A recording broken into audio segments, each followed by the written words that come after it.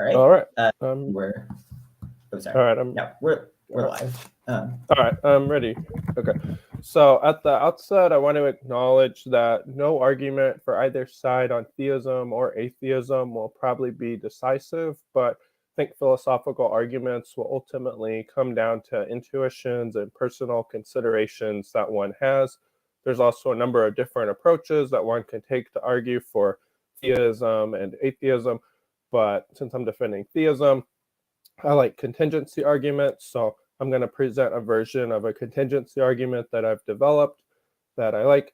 And to start, I'm going to define how I'm using the words contingent and necessary because they're used differently in different contexts. So by contingent, I mean something which exists that did not have to exist, does not exist due to its own nature, and could have been otherwise.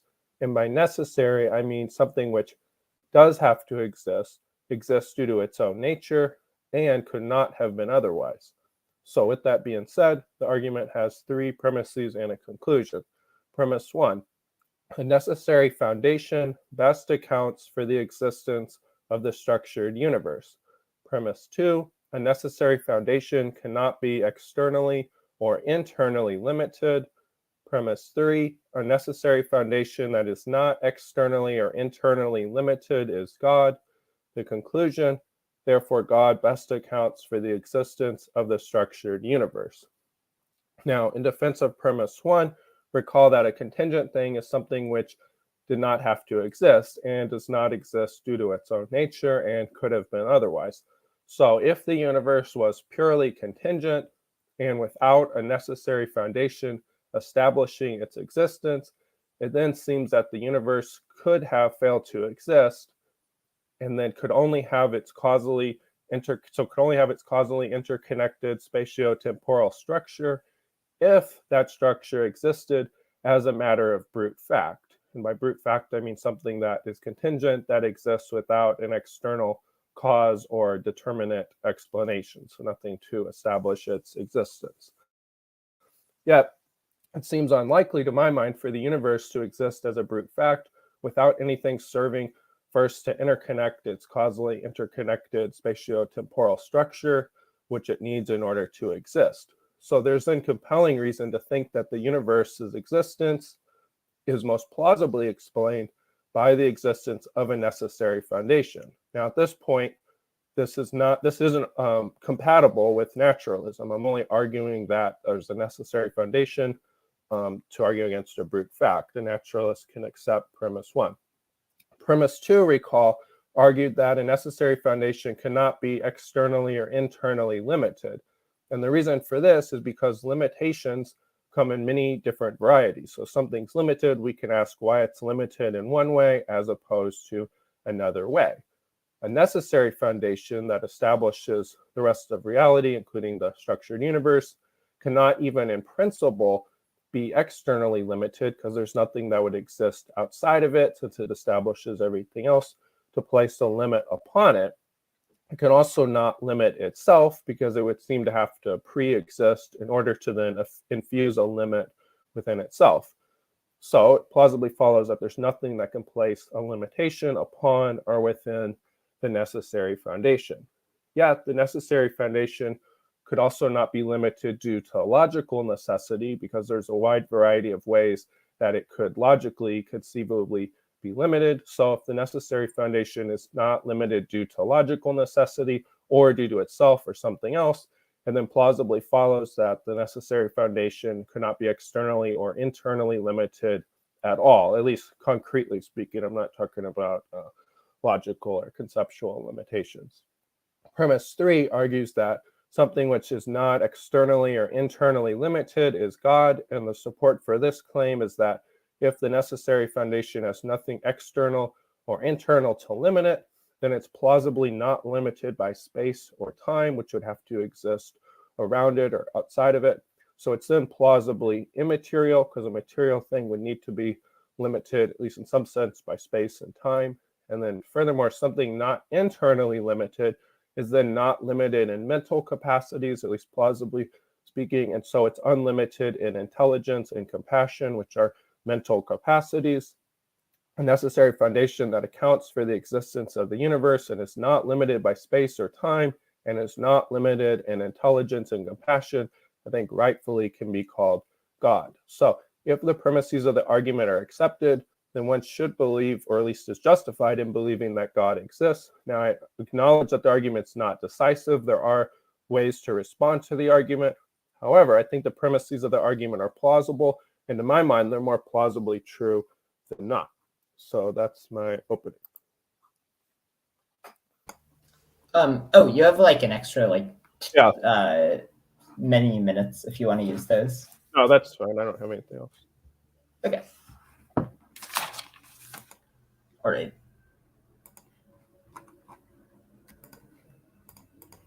I'll begin in a moment. Okay.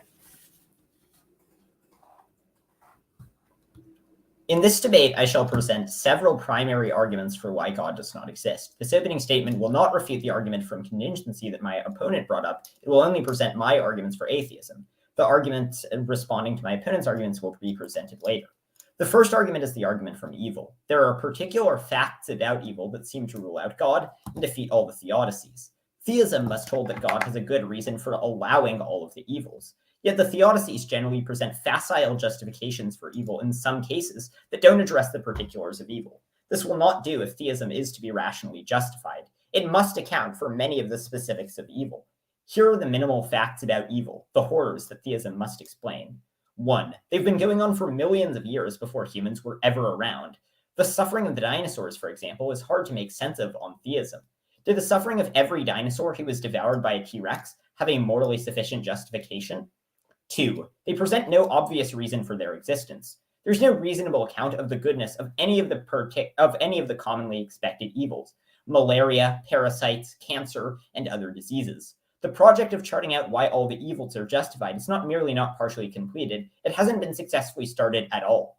3. They seem clearly gratuitous. Surely there's no justification for babies getting cancer, for death from Ebola, a horrifically agonizing fate, resulting in bleeding from the eyes, ears, nose, and mouth, misery from being tortured for years on end, children being molested, cluster headaches, earthquakes and tsunamis, which crush children under buildings, and old ladies burning to death in fires.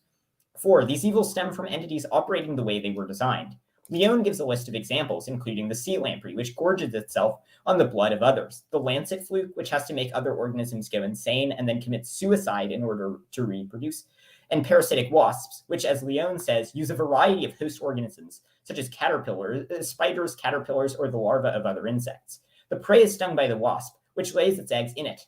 After the eggs hatch, the wasp larvae slowly consume the victim from inside out, leading to a slow, painful death.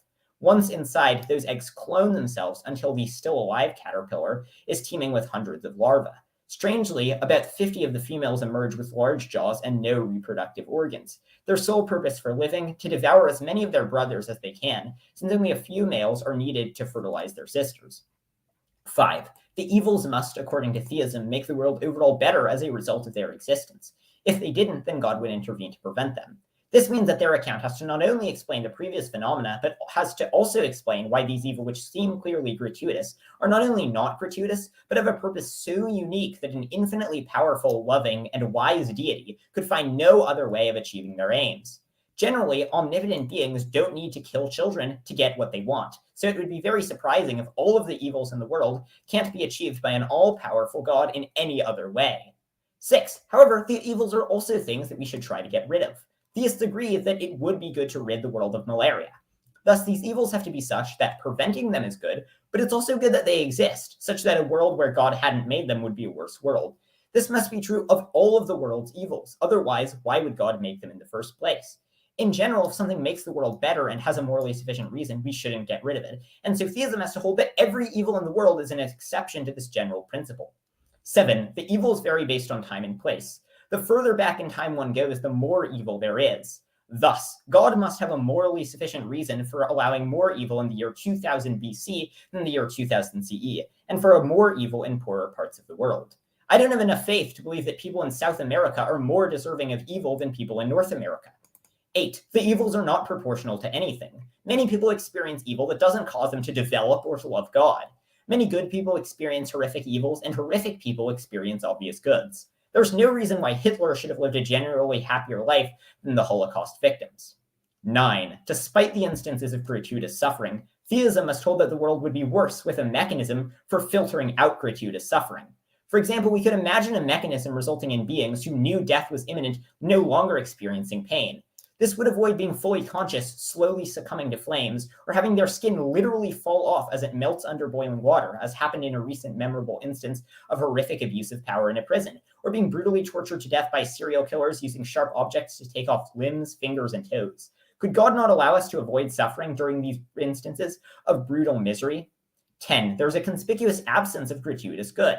One could very easily imagine lots of ways of bringing about good experiences. Examples include making happy experiences produce 1,000 times more happiness, making atoms sentient and in a constant state of euphoria, making experiences associated with virtue or wisdom produce more happiness, and creating a universal experience of immense euphoria when reading the Bible.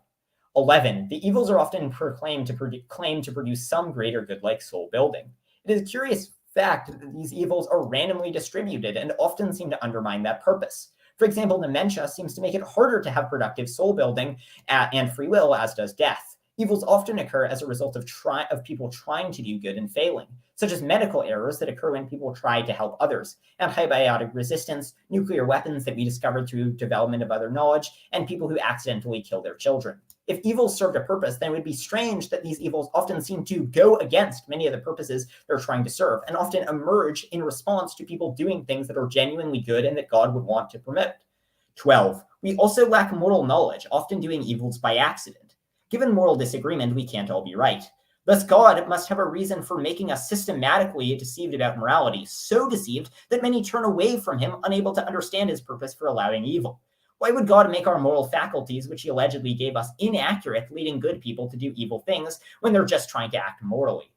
13. Many of the evils that people do are a result of facts about them outside of their control.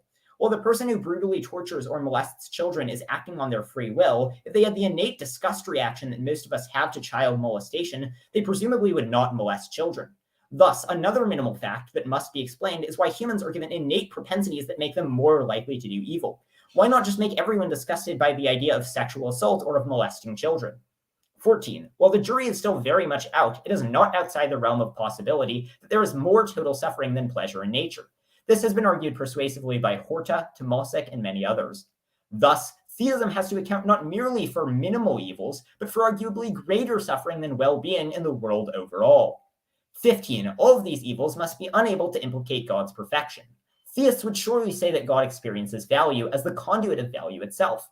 However, God does not sin. If God has free will, then that means that a being who would never do evil can have free will. So the account has to provide for how a perfect being would have free will and immense value in their life in a way that would be impossible for created beings. Why is this? It's not at all clear. 16. All of the purposes of God's allowing evil have to fail to rule out the goodness of heaven, where we never act wrongly. The common theodicies like soul building and free will totally fail to explain any of the above 16 facts. So does skeptical theism, which just says that there's some explanation for evil, even if we don't know what it is. Skeptical theism has 10 extra problems. First, as Stephen Law has argued, it opens up a Pandora's box of possible horrors. If we can't trust God to avoid making malaria, earthquakes that crush babies under rocks and fallen buildings, and people wanting to rape children, then we can't be confident in any other moral claim about God. How do we know that God won't lie? How do we know that God won't torture us for 1 billion years before allowing us to enter heaven, or condemn everyone to hell if we can't know anything about what a good God would do? 2, if we took this seriously, we'd be skeptical about morality as a whole. If we can't rule out there being a morally sufficient reason for making people want to rape children, then we should be very hesitant about making any moral claims, given that all plausible moral systems hold that there are some gratuitous unnecessary evils. Third, as Stephen Law has argued, if we can't rule out a good God based on evil, then we can't rule out an evil God based on good. If this is true, then God is just as likely to be evil as he is to be good. All of the theodicies can be used to explain how an evil God would create good. 4, as Oppie and Almeida argue, skeptical theists shouldn't think that God's commands give us reasons, because God might have had good reason to command us to do bad things. 5, this explanation could justify quite literally any evil. Putin could use this to justify his invasion of Ukraine, and a serial killer could use this to justify their murders with similar theodicies, claiming that they have a morally sufficient reason. In fact, all of the theodicies are just blanket licenses to do immoral things, and could be used by any person doing immoral things throughout history. 6. These explanations of evil only work after the fact. If we hadn't examined the world, but were making predictions about what the world would be like if God existed, we wouldn't predict all the evil. We wouldn't predict malaria, parasites, and other such horrors. 7. Imagine I made the claim that all ravens are purple. You reply that you've seen lots of black ravens. I replied that they only appear black, but they're really purple. We carefully investigate lots of ravens and see no evidence that they're purple. It would be foolish to hold on to my claim. However, if God has some morally sufficient reason for evil, much like with the purple raven, one would expect us to be able to discover some morally sufficient reasons for some evils upon careful investigation. Yet I would bet that if we analyzed any evil in depth, we wouldn't find any justification for it, which inductively undercuts the skeptical theist argument. 8. If you think we can't know God's aims, then this single-handedly annihilates every argument for theism because they all rely on predictions about what the world would be like if God existed. 9, this can't explain the problem of hell, because in hell we're eternally separated from everyone else and from God, so it's not clear why we have to be tormented. And 10, this also gives theism the task of explaining why God wouldn't let us understand his moral reasons. So here is the data from evil that theism needs to explain. I look forward to see how theists are able to explain the data of evil, but I suspect such attempts will not succeed. If the response is to, rather than account for the facts, generally just give a minimal overview of how maybe some evils could be justified, like soul building and free will, this would be no more of a response to the specifics about evil that I've given than a response to theism that just says that all arguments for theism are gods of the gaps, or one that says that maybe there's an natural explanation for everything. Any account has to account for these 16 minimal facts. My next argument is the argument from hiddenness. Why would God remain hidden and not reveal himself? God is allegedly loving, and so if he loves us, he would reveal his existence to have a relationship with us. He's also good, so why would he make his moral nature hidden from us? God apparently wants a relationship, so why doesn't he reveal his existence? If your father wanted a relationship with you, it would be shocking if he never revealed that he existed. God also wants to be known by those who seek him, so why is there non-resistant non-belief? And given that God reveals himself to some people, why are his revelations inconsistent, varying by culture and background? The next argument is the problem of maximization. Premise 1, a God would attempt to maximally achieve its goals. This follows from the definition of a goal. Premise 2, an omnipotent God has infinite ability to achieve its goals. This follows from omnipotence. Premise 3, a God with infinite ability to achieve its goals would maximally achieve its goals. Therefore, if there were a God, its goals would be maximally achieved. But premise 4 is that God's goals are not maximally achieved, therefore God does not exist. God has several unmaximized goals. God apparently wants to have a relationship with people, but an omnipotent being could have an infinitely intense relationship with infinite people. God wants to do good, so why doesn't God bring about infinite good? Presumably, God would rather there not be diseases or child molestation, so why doesn't God get rid of that? The problem of God failing to meet his goals is a major problem for God, and God wants us to avoid hell, so why do so many people go to hell? My last argument is the argument from contradictions. God has lots of internal contradictions. A is omnipotence and necessity. If God is omnipotent, he can stop existing. But if God is necessary, he can't stop existing. Therefore, God can't be omnipotent in necessity, and Sobel argues this at length. B is omniscience. God also can't be omniscient because omniscience requires knowing all facts. However, A, there is no set of all facts. There are uncountably infinite facts, and B, facts about knowledge are facts which mean facts, which means that God's knowledge would require a set containing itself. But a set can't contain itself, as Gödel's incompleteness theorem has shown. C, God can't be omniscient and omnipotent because being omnipotent requires being able to forget things, but being omniscient requires not being able to forget things. D, God can't make decisions atemporally, because if God exists, he must make choices that are atemporal. The choices must be temporal. There has to be a time before you made the choice and a time after you made the choice. Therefore, if God exists, he can't make any decisions. God can't have beliefs, because a being timelessly can't have beliefs if their mind is the same thing as reality, given that it's metaphysically impossible for them to be wrong.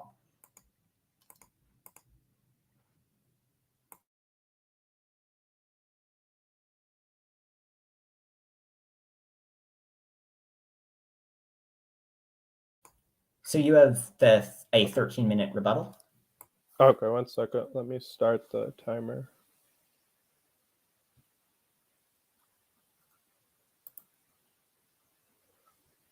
Okay, so thanks for that. So there's a lot to go through. I probably won't be able to address it all. I want to start with your latter arguments first. So these kind of commit to that there's a logical inconsistency. Now, I do think that there's a difficulty in defending arguments like this because I don't think that God can do or know something that's logically impossible. So I agree that God is necessary, so he can't stop existing. So if I'm understanding the conflict between omnipotence and necessity, the idea is that being necessary, God can't stop existing, and being omnipotent, he should be able to take himself out of existence.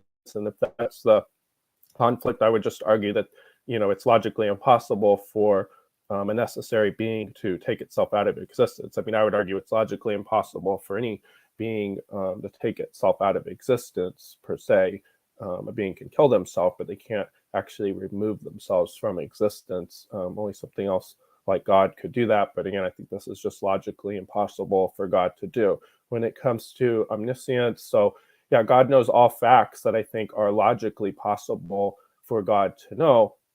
So there might be a set that does not contain itself, or the set of all sets, but that's just not something that's logically possible to know. God can't forget. I agree. God can't forget something, but it's just not logically impossible or logically possible for a being unlimited in intelligence to forget something. God can't be atemporal and make decisions or beliefs. I mean, if that follows, then it just follows that God is temporal. I don't think that God is temporal. I think God makes all his decisions from eternity all at once. And this is going to get into difficulties about God's relation to time, but I don't see even if God were temporal, then God could still exist.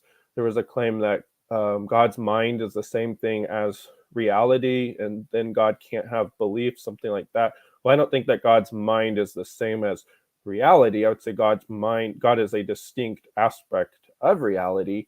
So I wasn't sure what that was claiming. It seems like it's like committing to pantheism, which I wouldn't defend, but I could be misunderstanding that one.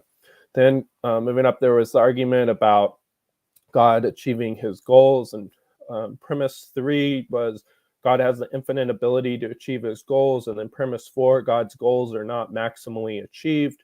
So I would just say that there's a logical impossibility of God being able to choose his goals, for example, or achieve all of his goals. For example, he may have a goal of all beings never sin, but he also has a goal of giving beings free will. Well, then it's logically going to entail that if he grants a being free will, then they could misuse their free will and then they sin. Well, that's a logical limitation. So God has to prioritize some goals over others.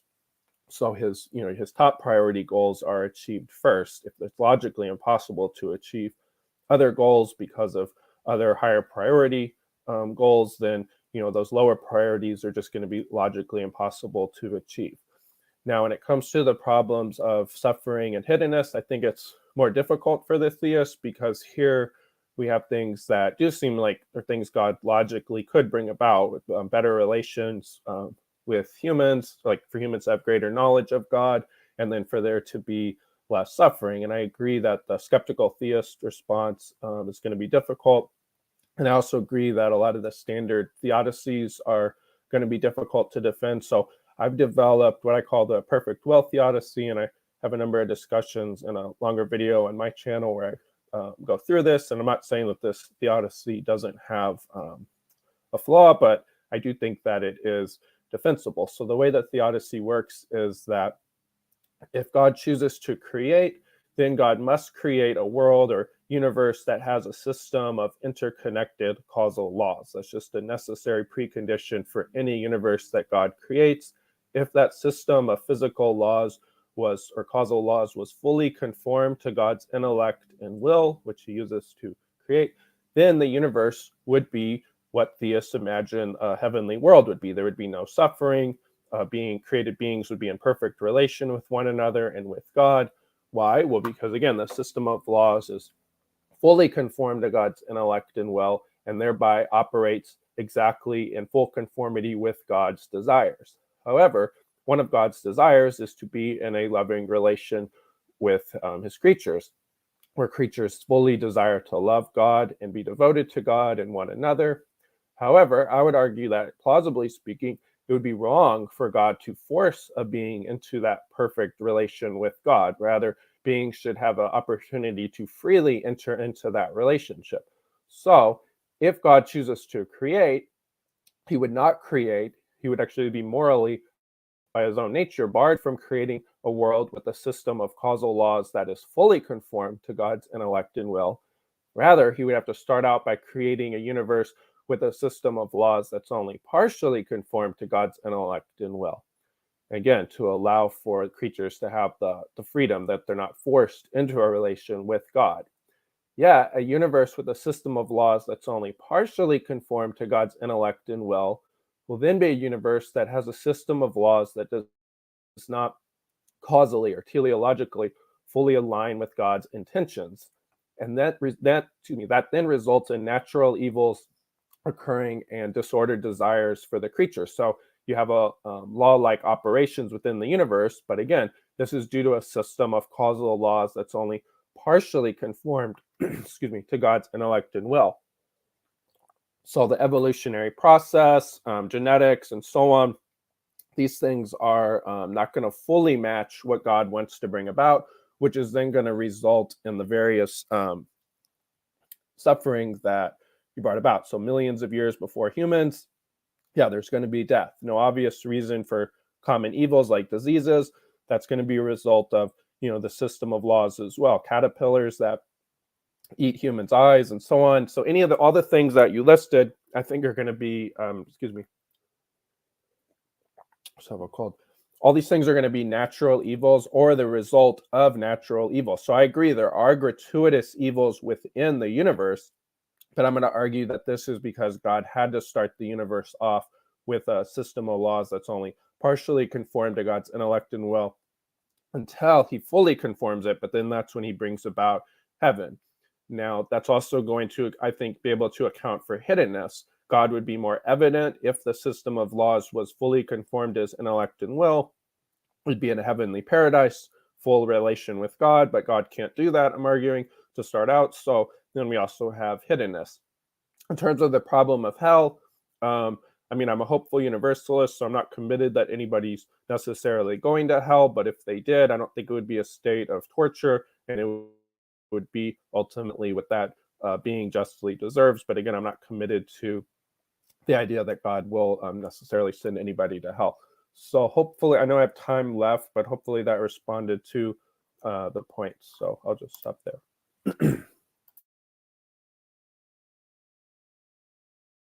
All right.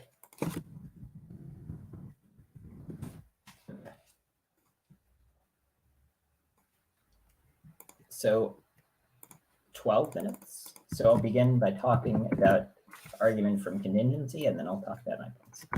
Okay. So in terms of the argument from contingency that was presented, so the argument says that there has to be a necessary foundation of reality. That necessary foundation of reality can't be limited, but if it's unlimited, it has to be God. So I think that there are a variety of problems with this. The first one is that God can't be necessary merely because you've defined him as necessary. A necessary ghost wouldn't exist, nor would a necessary universe. Graham Oppy has made this point by talking about a necessarily existing smallest possible Martian. That doesn't exist even though you define it as existing. And so it's not clear in virtue of what God becomes necessary. Second, God can't be necessary because we could imagine a world without God. We could imagine any number of universes without God, such as a universe that's simply a zero-dimensional points bouncing around, a lifeless universe, or even a vibrant universe filled with life. Or we could imagine nothing. Surely it is at least conceivable that there wouldn't be anything, and so that means that God is negated. If God is necessary, then he would have to exist in all possible universes, the same way that 1 + 1 = 2 in all possible universes. And yet the possibility of his non-existence proves that God isn't necessary. For this argument to succeed, nothing existing has to be logically impossible.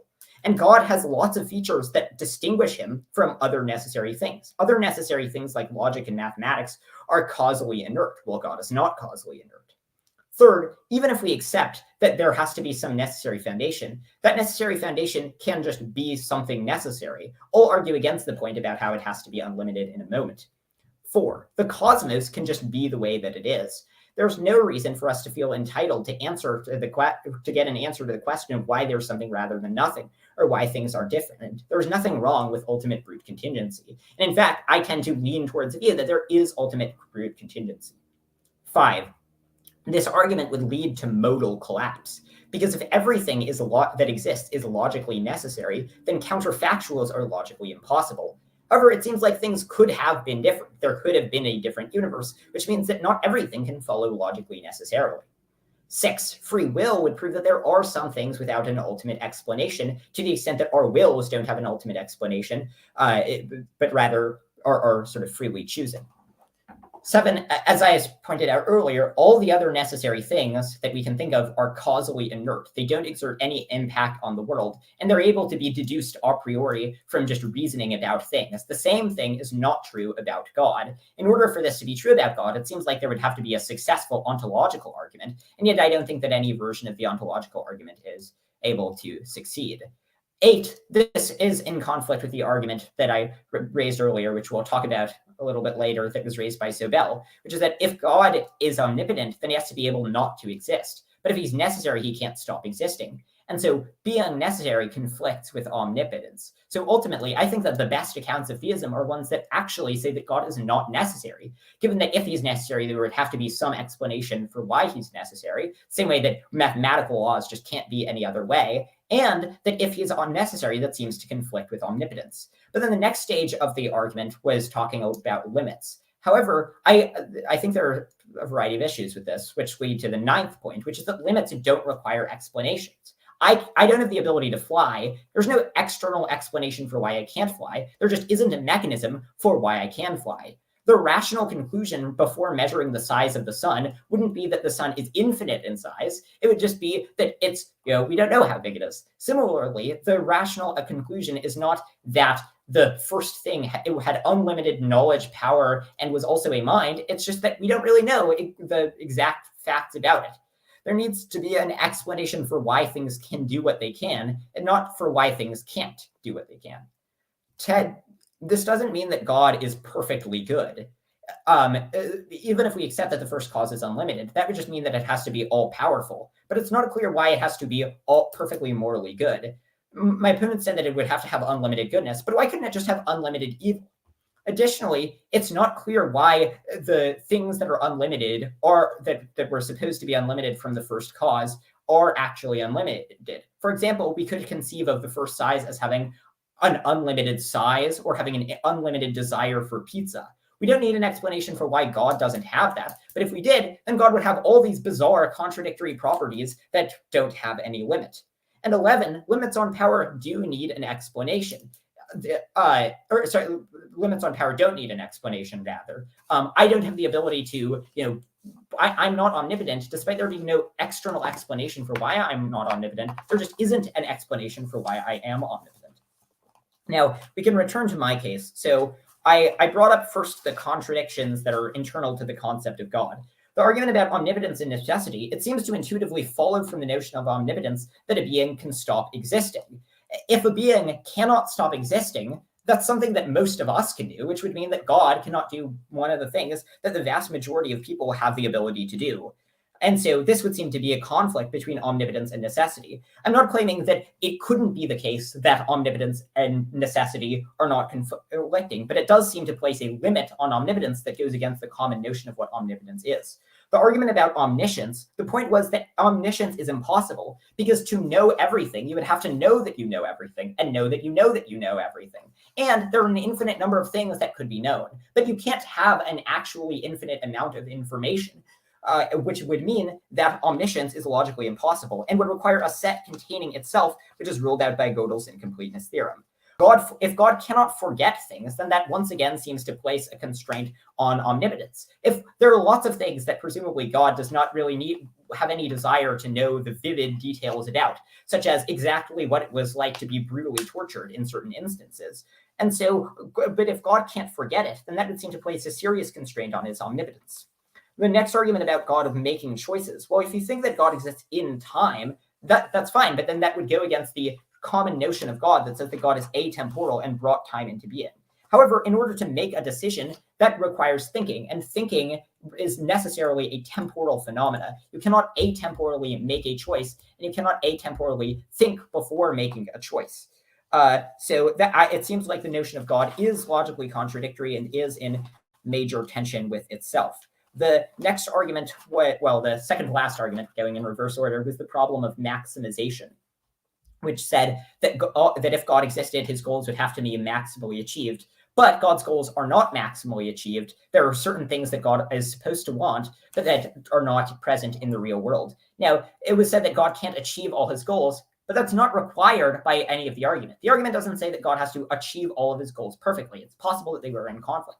It just has to suppose that God's goals are maximally achieved. And yet there seem like lots of ways of achieving God's goals more. Presumably, God generally doesn't want bad things to happen. And so it's not clear why so many bad things happen. God wants people to have a relationship with him. So it's not clear why so many people don't have a relationship with him. Given that the universe seems to be fairly limited in nearly every respect, it's very implausible that it's maximizing for something that's part of God's goals. So now we get to the question of hiddenness, and this was sort of grouped in with the problem of evil. If God exists and wants to have a relationship with everyone, why does he remain hidden and not reveal his presence?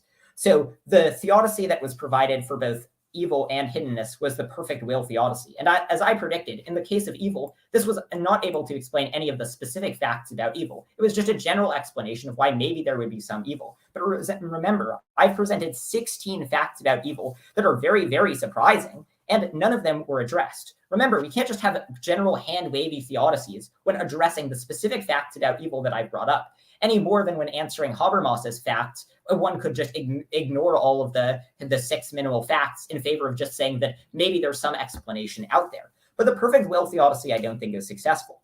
The first element of it says that God has to make causal laws, but it's not clear why God could not make better causal laws that did not result in vast amounts of suffering. The causal laws that we currently have operate at a very simple level and then move up from there. We don't have laws of physics that govern higher order phenomena. Rather, we have laws of physics that govern lower order phenomena. Yet there's no reason that God had to make it that way. God could have made the laws of physics that govern higher order phenomena and make them be narrowly tailored such that there was not vast amounts of gratuitous suffering. God could have made it so that viruses that kill children were not successful, so that humans did not need food to survive, otherwise we starve to death. There are lots and lots of things that God could have done to make the world better. You can't say that an omnipotent God is constrained by the logistics of bringing about a universe with less suffering. Because even if God needs to make some predictable laws, it's not clear why God needs to make the particular laws that God made, why God couldn't make other laws that don't necessitate the existence of all of the particular instances of evil that I brought up. The claim about how heaven is the world beyond this one, and in heaven everything's perfect. Well, this just falls prey to the why not heaven now objection. Why not make heaven originally? Why require so many beings to suffer before entering heaven? Because presumably when people are in heaven, they don't sin. And so why not just make people automatically go to heaven? Why make them suffer on earth for such a long time? The next claim about how God was loving. Well, in order for God to enter a loving relationship with us, we would obviously have to know that God exists. And yet, if God is unable to convince the majority of people that he exists, at least the particular God that you would believe in, if he's unable to convince the majority of people that he exists, then he's not doing a very good job of entering into a loving relationship with everyone. In terms of the argument about evolution, well, evolution seems like a uniquely crappy mechanism for God to employ to bring about sentient beings. Evolution results in the vast majority of sentient beings languishing at a young age.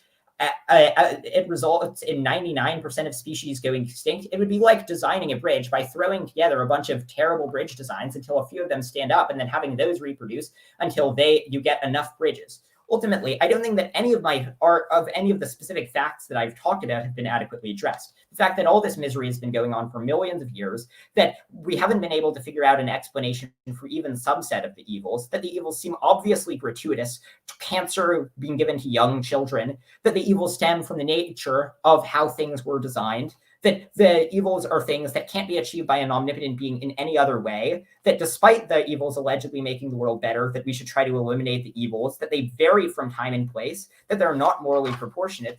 And it seems like an omnipotent God who knows everything and has infinite power would figure out a better way of bringing about a better world that does not have all the evil in it. And my opponents seem to agree that the skeptical theist response fails. So he can't just appeal for the reasons that I gave. So he can't just appeal to, we don't know why God did everything. Because the objections that I gave show that if we can't know what God would do, then that makes it so that we can't know anything about God. It leads us to complete moral skepticism. So ultimately, if we don't have a satisfactory explanation for why God brings about evil, then that's a very decisive argument against the existence of God.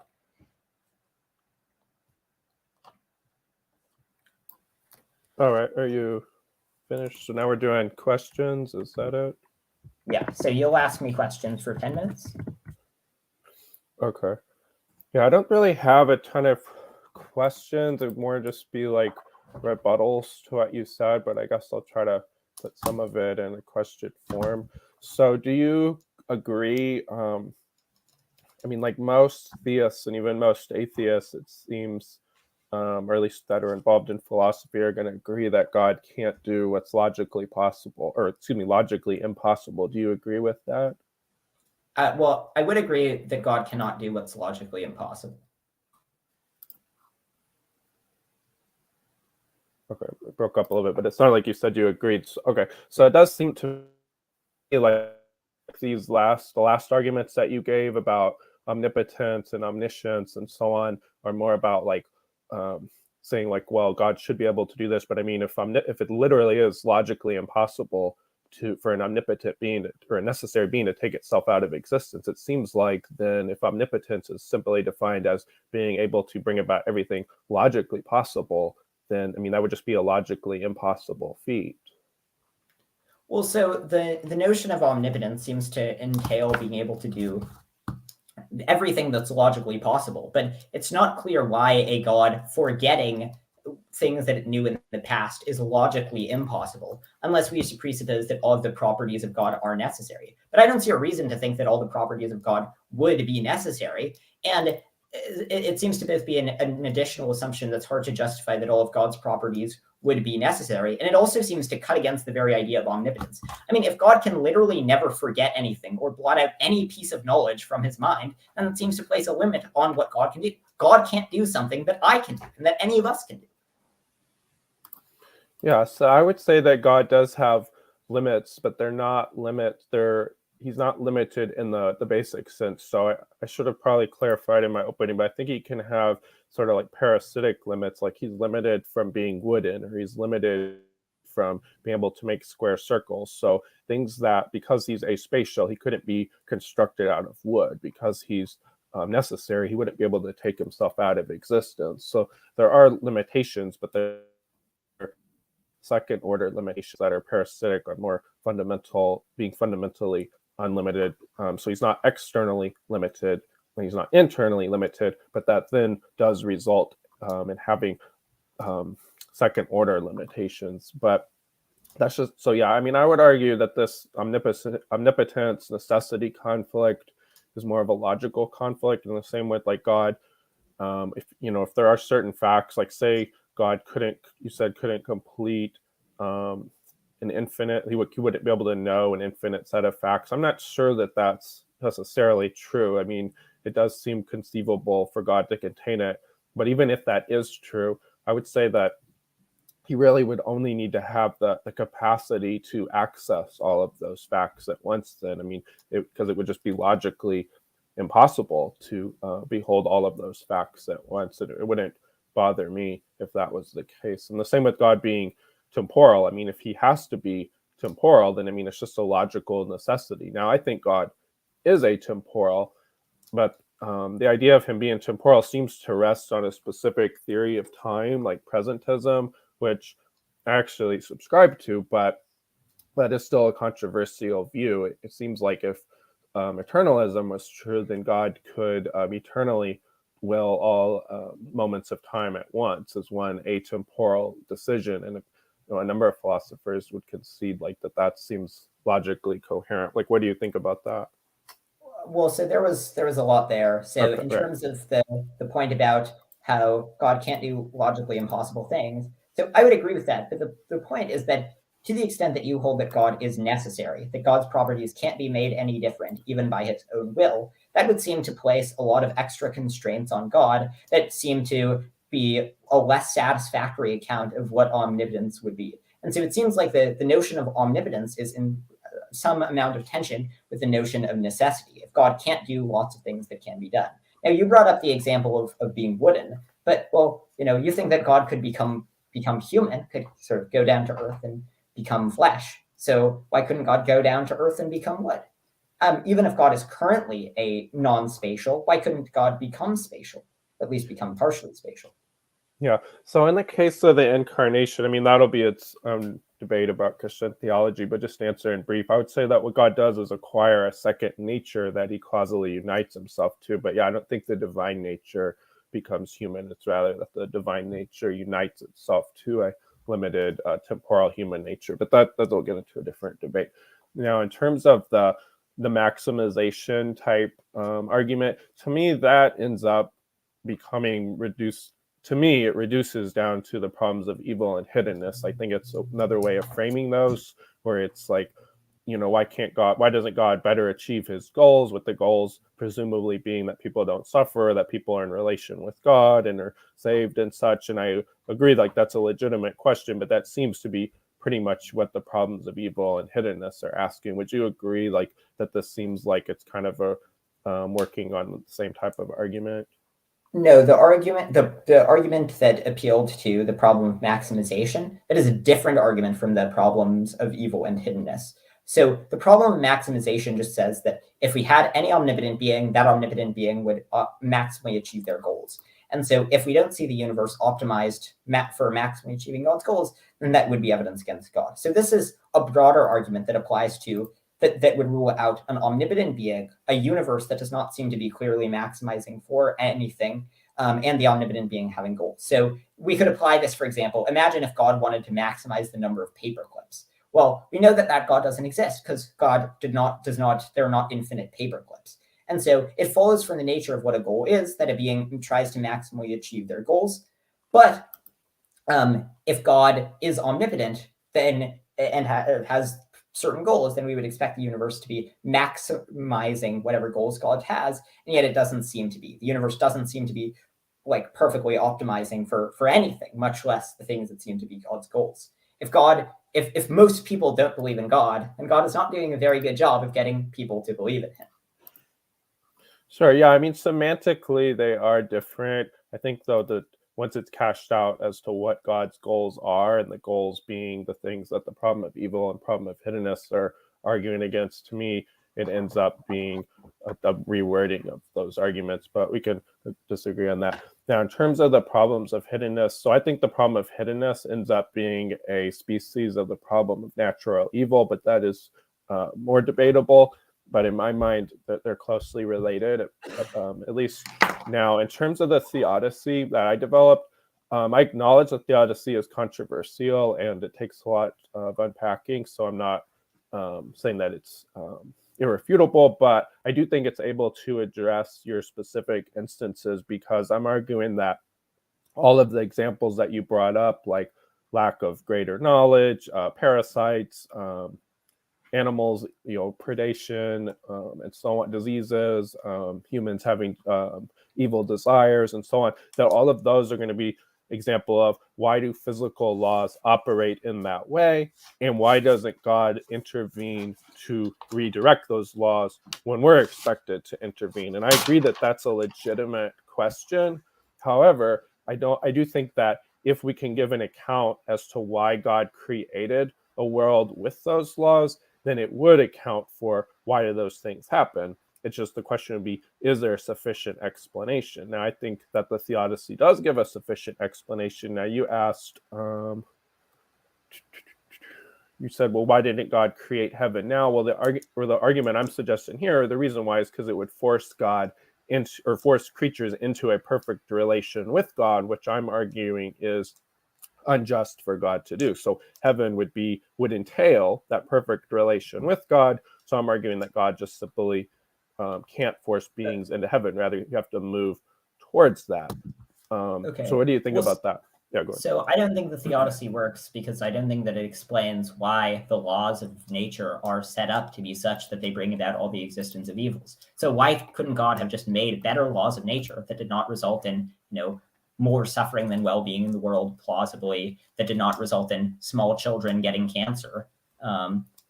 God is omnipotent. He is also omniscient. He can figure out ways of doing whatever he wants as long as it's not logically impossible. But a world with less evil and predictable physical laws is not logically impossible. So why wouldn't God make it?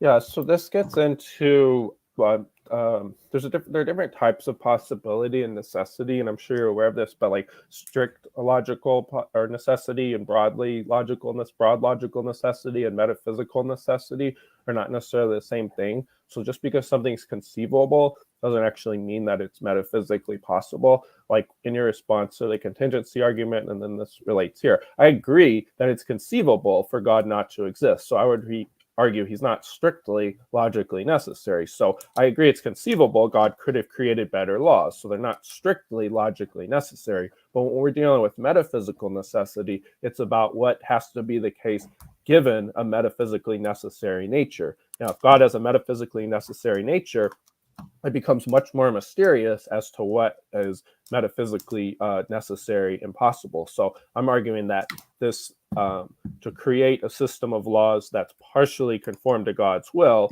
it thereby metaphysically must result in the type of world that we have. It's not the same as saying it strictly logically must result in that type of world. The same thing with God being a necessary being. It's not a strictly logically necessary being. He's a metaphysically necessary being. I know I'm running short on time, but I'll let you respond to that, and then we'll probably have to. Yeah, so I just don't see any reason to think that it would be metaphysically impossible for God to create a world does not have babies die of cancer, but that has more goods. So now it's my turn to ask you a question for 10 minutes. Yeah. Cool. Okay, so first question would be, does God make choices? Yeah, I mean, I think God does. I think he makes all of his choices at once from all eternity, so yes. Okay, so when God begins, so like at the, it's begins to exist is sort of a weird phrase when talking about God, but God has eternally decided upon all of the things that he's going to do. Mm-hmm. Yeah, okay. It's from all eternity. Yeah. Okay, so there's no actual process of God making a choice. It's just that God just begins with choices emblazoned in his mind. No, I wouldn't necessarily grant that. It's from all eternity, but I think his decision making takes place all at once. But I do think there is a kind of process. Now, if you're going to argue that commits him to being in time, well, for this debate, I mean, I could grant that, but I don't know that it does. Okay. So you bring up the argument from limits. So presumably God is not unlimited in number. There's only one God rather than infinite. So why wouldn't that run afoul of God being unlimited? Yeah, so that's a good question. So I would say that would be what I was calling earlier, like a second order limitation or a parasitic limitation. So there are logically necessary limitations that follow from the fact that God is not externally or internally limited. So because he has nothing outside of him limiting him, like as his substance is not, or his nature is not, and nothing within him, he doesn't have the possibility to break up into a multitude of beings. Rather, he's a singular necessary foundation that has no limits, and therefore it logically results that he's not a multitude. We're not talking about him breaking up into a multitude of beings. It's just talking about God existing as infinite beings. It seems like if God is unlimited, being limited in number is a limit. So yeah, being limited in number is a logical limit, but I don't think that it would have to result from being spatially limited in order, like each one would have to have some sort of external or internal thing to divide them up. That would be the only way you could get a multitude. There has to be something to impose that, is what I'm arguing. Is God's love of pizza unlimited? Is God's love of pizza unlimited? Yeah, I would say so, because God, I would say his love is unlimited. Now, does that mean that he desires to eat pizza? I would say no, because he doesn't have a need for it. But yeah, I would say his love of all things is unlimited. Is God's desire to eat pizza unlimited? No, I don't think that God has a desire to eat pizza, because I'm going to argue that to have a desire to attain something is going to have to result from being limited. Only wants to attain something if it's already limited in the first place. So God has no desires? He has no desire. So this really gets tricky. So I don't think God has desires in the sense of needs, but I think he does have interests. So why does he create the world? I think he does out of an interest, but I don't think he does out of a desire. Now, if you want to say those are the same thing, then I mean that does get a little bit tricky. Go ahead. Does God have unlimited interest in pizza? Yeah, I would say I would probably say no on that because I think an interest is in action, and I don't think an action is a feature of God. But An if I interest granted isn't. it, then sure. I mean, it could lead to a modal collapse where he has to create, which that might be what you're getting at. But Why isn't interest in action? It just seems to be a feature of God. yeah, so I think that there are like fundamental or first order interests and then second order. So like God has like a first order interest to love, but I don't know that God has a first order interest to create grass. Like he creates grass for the sake of benefiting humans. So I think pizza is more like the interest to create pizza is more like that. So that's where I kind of Okay. hesitate. But yeah. Well, so I mean, the point that I'm getting at with these questions is like, it seems like, there are infinite respects along which we can say that God is unlimited, and none of them, like most of them don't. It doesn't seem like God is actually unlimited along that respect. And for all of the properties that you are giving, we can just give an opposite property in which God could be unlimited. So you say God's good, God could be unlimitedly evil. You say God is unlimited in his knowledge, God could be unlimited in his ignorance, God could be unlimited in his impotence. But so how do we figure out which of those examples of being unlimited are things that need for which God just sort of begins with them from the outset?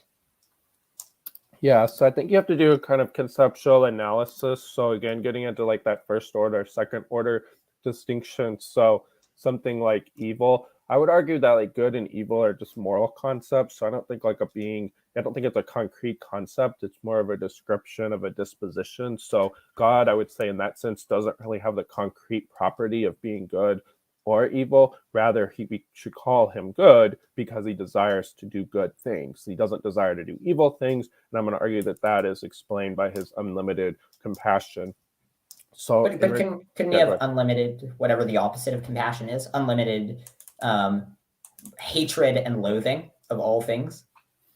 Yeah, so the feature of hatred is interesting. I've gone back and forth on this because I do think it's coherent to say that God hates evil actions. So you could say he has an unlimited hatred of evil actions, but I wouldn't say he has an unlimited hatred of creatures because that would entail a limitation in compassion. But But also, yeah, go ahead. unlimited compassion entails a limitation on hatred. So what's the symmetry breaker?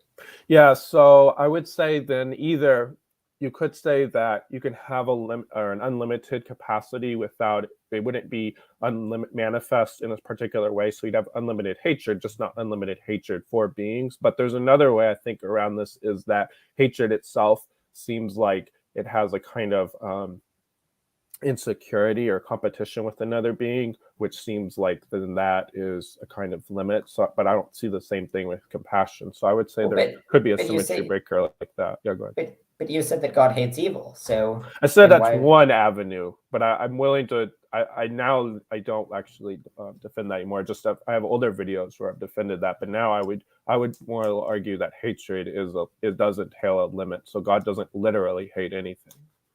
Well, but it seems like we could say that love similarly entails a limit. Beings who love each other, there's a limit on what actions they'll take in the future, namely actions that help the people who they love. There's a limit on their sort of impartiality. If people love other people, then it limits them sort of objectively caring equally about everyone. So I guess I'm not sure. I don't think any of the symmetry breakers are successful. And so I'd be curious on like why you think that love does not impose limits on certain things. Well, okay. So you were saying that the limit is that love would require a kind of like action, like an obligation or something like that. Was that what you were getting at? Well, it seems like love imposes limits both on the emotional reactions that one will have, on how one will act. So, if a person loves someone else, it limits whether they'll like previously they may have seen the issue impartially, but now it imposes limits such that now they'll presumably help more the people that they love. It just seems like love imposes lots and lots of limits. So I would argue that God doesn't possess certain emotions because those emotions entail limits, but I do think there is some degree of emotions that he must have. So it would depend. Now, does love... So since I don't think actions are features, I agree that God's range of actions are limited, but that's not an external or internal limit upon God's substance. That's what God does with his substance. Or at least I know that's controversial, but that's how I would argue. Sure. So why do limits require an explanation? Like, because to me, it seems like there needs to be an explanation for why something can do something else rather than for why it can't. Yeah, so I think that everything requires some explanation. Now, the specific contingency argument that I'm defending, I don't think rests upon a too broad of a principle or too specific of a principle of sufficient reason. It's just that the universe is the type of thing that needs an explanation. And then I do think God is explained by his own nature. But in terms of limits, right, in terms of limits specifically, though, it's the fact that there can conceivably be a variety. So why is something, you can meaningfully ask, why is it limited in this way and not some other way? And then their options are going to be logical necessity, cause, or brute fact. And it's not logical necessity. And then I'm going to say it can't be brute fact, so then it has to be a cause. But it also seems like you can ask why something isn't limited. So if something's flying, you can ask, why is it flying? Even though flying is just an absence of a limit on... I think why something's flying does have an explanation, but flying I think does require limitations because you have to be within space and time to be able to fly, and then you have to be able to act in order to fly. So that does have an explanation. Okay. All right. So you have your 12-minute closing statement. Okay. Let me just set the timer. Okay, yeah, so I don't really have a lot prepared, so I'm just going to try to address some of the points I feel like I didn't get to. I thank Matthew for having me on. This was fun. I look forward to doing it again sometime, or if there's somebody else who wants to do a discussion, I'm always open to setting that up. One of the things that I think that his arguments rest upon, or at least some of them, or some of the back and forth, I think is a conflation with logical necessity and metaphysical necessity. We had a little bit of back and forth on that.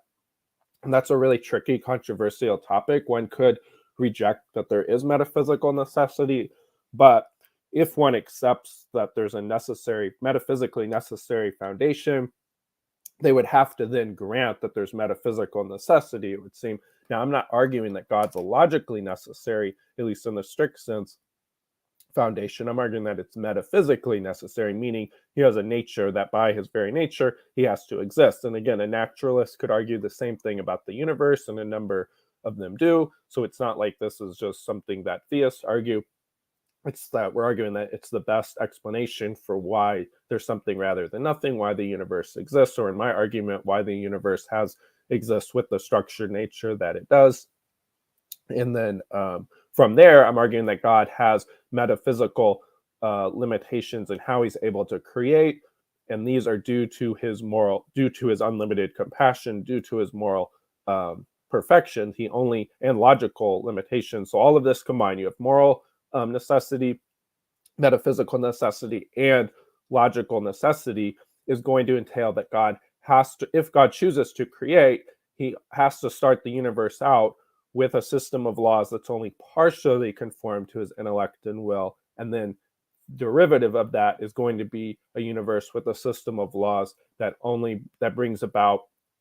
doesn't work in perfect accordance with his intentions. And again, I cashed this out more of a video on my channel where I explain it again. And if it's still confusing, that's understandable, because it's not only I defend this theodicy because I came up with it. And I'm not saying that it doesn't have good objections, but I do think it's able to, if the starting points are accepted, it's able to account for any evil and suffering within the world, because I'm not arguing that those events have a specific purpose. I'm not saying a fawn dies in a forest fire, like, the example William Rowe brought up, because it serves some greater good within the universe. I'm arguing that it's it's an unfortunate event that occurs in a universe that has a system of laws that's only partially conformed to God's intellect and will. That's just, it's God's hands are tied in that sense due to this metaphysical necessity, until God fully conforms the system of laws to his intellect and will to bring about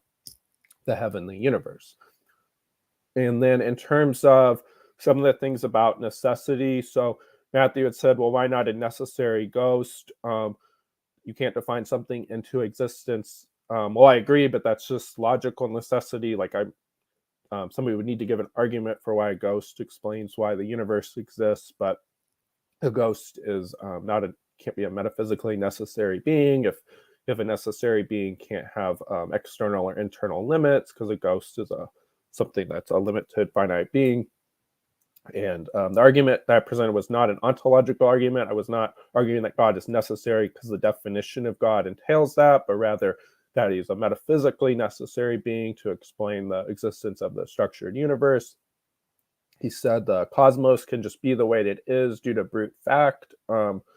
Okay, so sure, and I granted that is an option, but I don't think it's the most plausible option to explain the causal interconnectedness of the universe. So why does the universe have laws in space and time that are all causally interconnected, where it seems like one relies upon the other, where each of them needs to be causally interconnected? If it's just a brute fact, it seems like that would just occur out of spontaneousness, and that just seems much less plausible or likely to me than that there's a necessary foundation to put it all together. He said that this leads to modal collapse, which is the idea that if you have a necessary agent or necessary foundation, then everything is necessary. I don't agree with that. If God is an agent with libertarian free will, then God can contingently act and thereby bring about a contingent universe. But even if the argument does lead to modal collapse, that doesn't conflict with any of the premises per se. At least the only thing it would lead to is that the universe is dependent upon God's necessary will, but that wouldn't really conflict with the argument. He said free choices don't have an ultimate explanation. I would disagree with that. I think free choices are explained by the agent themselves. The agent explains their choice by bringing their choice about. He says necessary things are causally inert. So I would say that this is like abstract things are necessary and they're causally inert, but that doesn't mean that a concrete thing that's necessary is thereby causally inert. It says limits don't require explanation. So we talked about that some. I said limits are either due to logical necessity, a cause, or due to brute fact. And since I said that brute fact and logical necessity were ruled out, thereby they're due to a cause and thereby they need an explanation. He said that the argument doesn't result in God being perfectly good or entail that. So I think it does. I think if it's accepted that God has unlimited compassion, then he is perfectly good, because I think that's just another way of saying the same thing. He said limits on power don't need an explanation. I think they do. I think limits do need explanations. And then he said that it seems that a being could stop existing. It's logically conceivable. So I agree. He said there's no contradiction in that. I agree. It's logically conceivable. It doesn't mean that it's metaphysically possible. He said you would have to know that you know everything in order to be omniscient. I would just say that's just logically impossible then, although I don't see a contradiction in that. But even if there is, it's just a logical limitation. He says you can't have an infinite amount of information.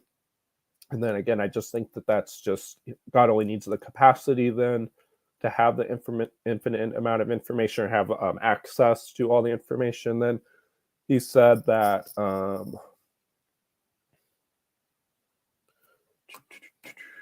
why couldn't God make better causal laws was a big point that he brought up about the theodicy. And again, I think it's that if God chooses to create, then the causal system is either fully conformed to God's intellect and will, and thereby you get heaven, but then you also get forced relations with creatures, or the system of laws is partially conformed to God's intellect and will, but then you get a universe that's imperfect in a sense. It's only partially conformed to God's overall intentions. And then he said evolution's not a good mechanism to bring about species. Well, that's only if the laws are not fully conformed to God's intellect and will. I think God could bring about a universe with evolution that doesn't involve predation. It doesn't seem like but that would be in a universe that has a system of laws fully conformed to God's intellect and will. Said, granted that I granted that evils in this universe are gratuitous in the sense that they don't lead to specific goods, but they're not gratuitous overall, because I think God is justified in creating so he can eventually bring about the heavenly universe once he fully conforms the system to his intellect and will. And also in regards to evolution, if somebody says, well, why didn't God use special creation? Well, even granting that God would prefer to do that, I would argue that the universe would have to be fully conformed to God's intellect and will in order for him to necessarily be able to instantiate that type of creation. So again, a lot of it comes down to intuitions about contingency, necessity, and how the theodicy works. And of course, these are very deep issues, but I thank him for the debate. Okay.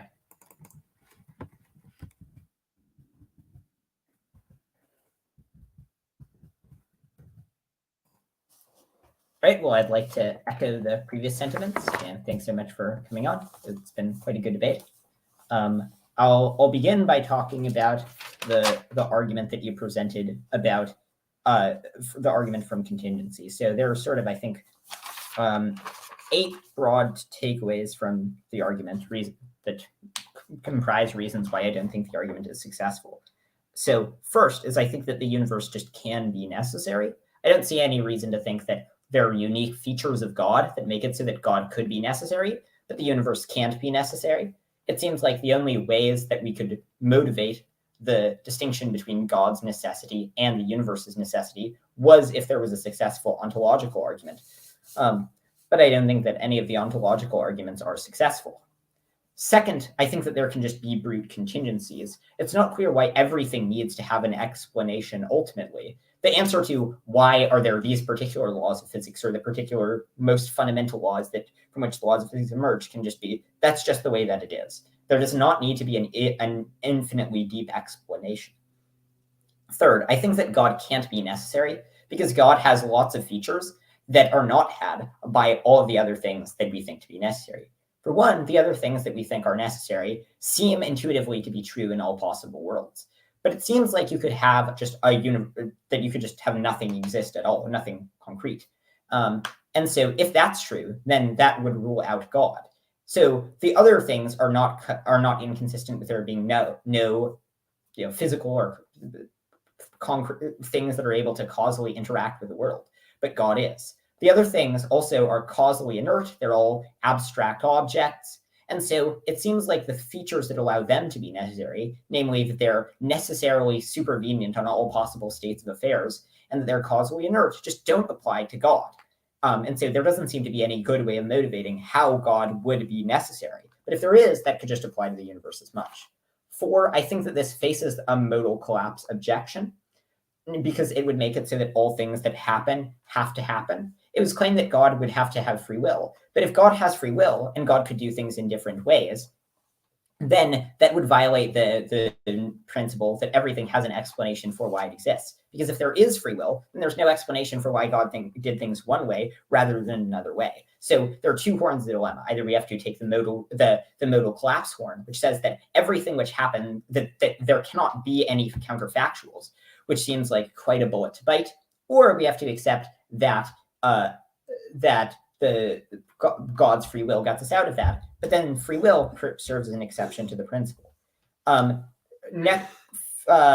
Fourth or fifth, there was the claim that limits don't need explanation, or that limits need explanation. I think that this is wrong. I think that there needs to be an explanation for why things can do certain things, rather than an explanation for why things are limited from doing certain things. There's no explanation for why I'm not omnipotent. There just isn't any mechanism by which I would be omnipotent. There's no explanation for why I can't fly, or why I'm not omniscient, or why I can't, do any number of things, because I think that there needs to be an explanation for why things are, rather than an explanation for the limits. And I think that if we think that limits need an explanation, we get all of the contradictions that I was bringing up during the back and forth period, namely that for any property that is unlimited in one respect, you can have an equal and opposite property that's unlimited in another respect.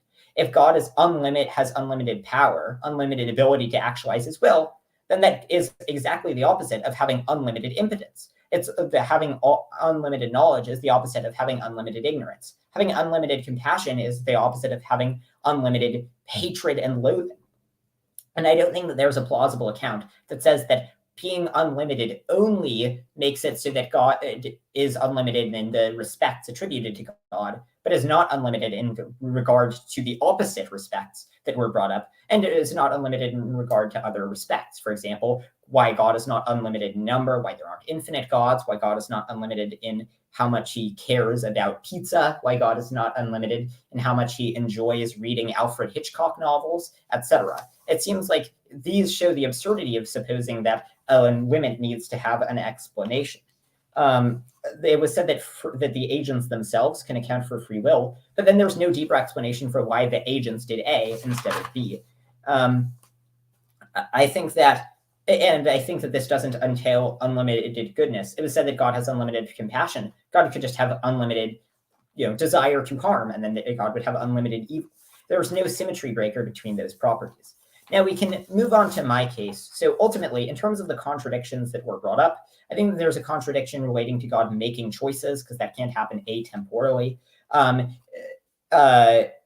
there's that it's impossible for God to know infinite things, given that God would have to know that he knows everything and know that he knows that he knows everything, etc. Now the response was that God can just access all facts, but God doesn't have all facts on hand. Well, whatever the reservoir is from which he accesses all facts would have to be a set containing itself. But as Gödel's incompleteness theorem showed, that's impossible. You can't have a set of facts which contain all of the set of facts in the set of facts, because they would also have to contain the set of facts about containing the set of facts about the set of facts. And God, I think that God also can't have beliefs, because to have a belief, it has to be at least metaphysically possible for you to be wrong. But if it's metaphysically impossible for God to be wrong, then it's not clear what it even means to say that God has a belief. The point about omnipotence and necessity, I think, cuts against the notion that God is omnipotent, because in general, if a being is omnipotent, we think it can stop existing, can change facts about itself, and yet God cannot stop existing, cannot change facts about himself, and cannot even forget anything that's ever happened, which is rather unfortunate. And so that seems to impose a constraint on omnipotence and count against the notion that says that God is both necessary and omniscient and omnipotent. In terms of the problem of evil, I don't think that the theodicy that was offered was adequately responsive. So even if we think that God has to have a system of laws, it's not clear why God has to have a system of laws that result in all of the 16 evils that I brought about. Could God not bring about a system of laws that give us some ability for good and evil, but don't result in more total suffering than well-being, that don't result in misery for millions of years before humans were around, that don't result in teleological evils, that don't result in evils varying from time and place? Why would God set up the laws so that there is a need for more evil, the further back you go, and less evil the greater you go? God, who being omnipotent, cannot have logistical constraints on what he can do. It was claimed that God bringing about a world that was better was metaphysically impossible, but it's not clear what would make it metaphysically impossible. It seems imminently plausible for God to make a world which has laws that result in a world exactly like this one, but that one that just does not result in the existence of malaria. One way to do this would be to have much, much more aggressive, things that attack, like viruses that attack bacteria, that get rid of disease, which we already have some. They're called bacteriophages, who just make them be more and more zealous, make it so that there's not aging, make it so that we can filter energy naturally from the sun, so we don't need food, thus resulting in not starving to death. Resulting in there being a greater abundance of resources. There are just so many ways of doing it. And if I can think of ways of doing it, surely an omniscient and omnipotent being can think of a better way of bringing about this world that does not result in small children getting bone cancer and dying, and that does not result in there being a compelling case for the total amount of agony that exists in the world being greater than the total amount of well-being. There's no reason for all of these instances of gratuitous evils or the privations of gratuitous good, and for why so many of these evils seem to go against their ultimate purpose. So it seems like if God wants evils to bring us close to him or to build our souls, well, then that can't explain things like dementia, that make it so that we have more trouble exercising our free will, and that make it so that it hinders the development of our souls. It's also not clear why God would make us do evil by accident, lacking of moral knowledge. Ultimately, it seems like the theodicy that's presented isn't much of a theodicy. It just pushes the level of explanation for why God does bad things up a level. It just says that God does bad things because they follow from physical laws. But then the question is, why would God create physical laws in such a way so that they bring about the existence of all these bad things? And I don't think that there was a satisfactory response. It was claimed that God would have to make heaven immediately in order to get rid of these things. That's not at all true. God can make a world that is not heaven, that is different from this world, such that there is sort of less suffering, but that does not start out being identical to heaven. It's also not clear why God couldn't create beings starting in a world that's very good, but that still is not perfectly heaven, but then after they die, allow them to go to heaven. Ultimately, there seem to be so many ways of improving upon the design that God made, of making it so that there's so much less evil, and so much less arbitrary evil in ways that seem to contravene every theodicy, that it seems very hard to think that God still exists in the face of all this. And I think that the arguments, the premises for supporting the contingency argument, I don't think that any of them are clearly true, much less all of them in conjunction. And so it seems like you have this sort of speculative case from contingency based on all of these very controversial premises that we have limited reason to expect on one side of the balance sheet. And on the other side of the balance sheet, we have whether there's a good reason for creating every single evil that exists, or creating a mechanism for generating all the evils that exist. In terms of the problem of hiddenness, I think that there was not an adequate explanation for why God remains hidden and does not reveal himself. It seems like God could create a world that is the same as this one, but that does not result in him remaining hidden. It was said that evolution explained this, but evolution seems like a uniquely crappy mechanism, resulting in the vast majority of beings going extinct, and resulting in huge amounts of gratuitous suffering, most sentient beings languishing at a young age rather than having the chance to flourish. It's not clear how this explains hiddenness or explains any of the specific facts from evil that I brought up. You could have an evolutionary mechanism, but just design it differently so that it doesn't result in the cacophony of evils that I brought up. In terms of the problem of maximization, I think it was also not explained clearly why God's goals would not be infinitely achieved. It seems like it could make a world that corresponds with God's goals more.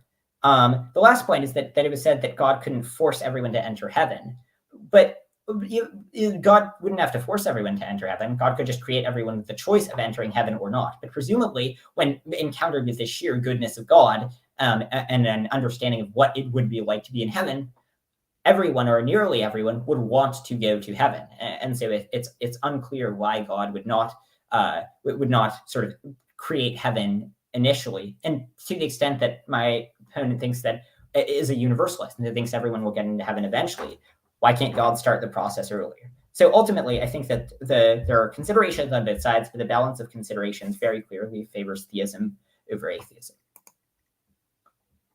All right. I think you meant to say, right? I think you meant to say at the end that the balance favors atheism over theism, unless you were. Oh yeah. Unless it was a Freudian. Unless all right. Yeah. Thanks for having me on. Yeah, that was fun. Thanks so much for coming on. And thanks for watching, everyone. If you could like the video, that would be good. All right.